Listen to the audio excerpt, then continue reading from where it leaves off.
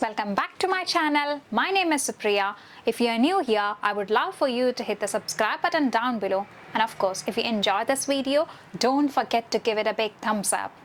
Let's go to today's topic. So today we are going to talk about bedside safety check.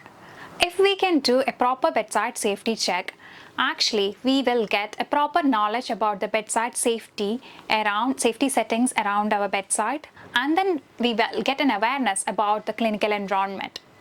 So if a patient got deteriorated all of a sudden, if we set a proper alarm limits, that can actually pick the changes early. And if we have all the equipments next to us, all the necessary equipments next to us, it can actually speed up to start the intervention. And then before we start the bedside safety check, go for a good hand wash, introduce yourself to the patient and to the bystander, and then check for the scene safety. I'll go in a minute in depth with the safety checks, and then check for the call buzzer. If something happens, it's easy to press the call button, so everyone will just rush into our bedside if something happens. Let's begin with the safety checks. Start with your ventilator settings and the alarm limits.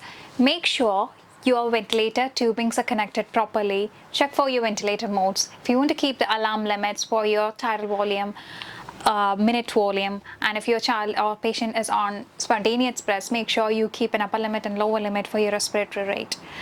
And then if you have a neoflow, make sure that you calibrate the neoflow, and then check your end tidals. Make sure that your end tidal waves are proper, it's connected properly, there's no water or nothing in the tube. Make sure you set an alarm limit, like upper limit and lower limit for the end tidal values as well.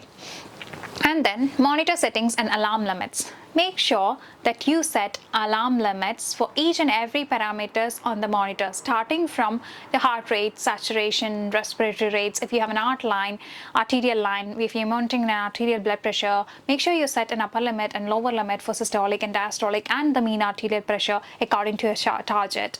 And for everything, make sure that you set an alarm limit, upper limit and the lower limit, because we won't be actually looking at the monitor all the time, because sometimes we have to make sure we have to prepare medications for the patient, we have to do something else like cares or something. At the time, if you set a proper alarm limits on your monitor, it can actually help you, because monitors can actually pick the changes early. As soon as it crosses the upper limit or lower limit, it just start alarming. So it's an actually good sign for us to give us an alert. Then check for the ID band. Make sure that your patient got 2 ID bands, one on the hand and one on the leg. Let's move on to the airway. So that's the important part of our safety check. Make sure we have a bag and mask next to us. We have to connect the bag and mask to the circuit. Check whether it's inflating properly. If you have a test lung to check it, that's a good thing to check. And then next is ET tube.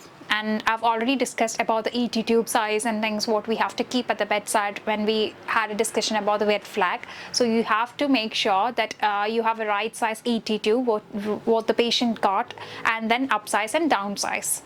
And then suction catheters and Yanker. So you need an appropriate size of suction catheters like soft catheters and Yanker. And if you are using a closed suction like inline suction catheters to suction, then make sure that you are using the right size of suction catheters that is attached to the your ET tube. So next we have to check the suction pressure. We ideally keep the suction pressure around 20 mmHg, but if it's a neonate, we might go with 10 mmHg because it will be too much for a neonate or exprim. Otherwise, mostly we keep 20 mmHg, but there are exemptions. Sometimes we go slightly up in certain circumstances. That's why it's always good to check the suction pressure with the start of the shift and make sure we keep the suction pressure at 20 mmHg.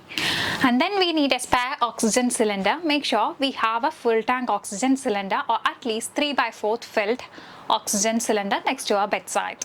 So let's move on to the power supply.